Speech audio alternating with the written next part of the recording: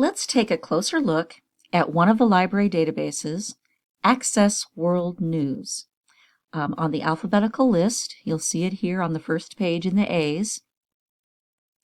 And as you can see from the description, it includes articles from local, regional, and national U.S. newspapers, as well as international newspapers from around the globe. It's a huge database, but it does focus on newspaper articles.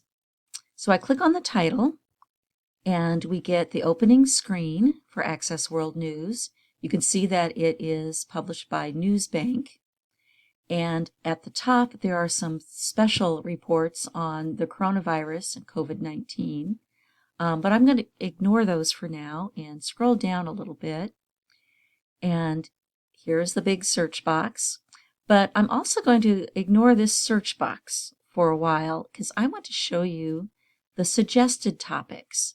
If we scroll down a little bit further, you can see all of these different suggested topics.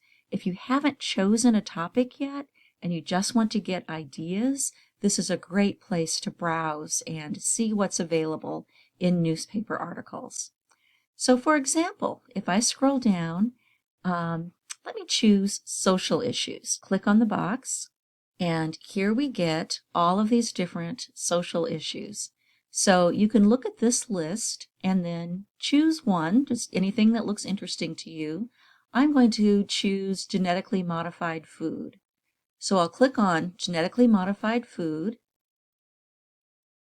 and here I have some search results. 7,240 articles. So that's quite a bit. So the first thing I want to do before I even start looking through the articles is to narrow this down a little bit. And one thing I really like about Access World News is that when you click on one of these suggested topics, it tells you exactly how it's searched for the articles. If I come back up here to the top, here are some search boxes, and it didn't just look for genetically modified food, it looked for the phrase genetically modified or the abbreviation GMO or GMOs in the headline of the article. So one of those had to be in the headline for this to come up in our search results.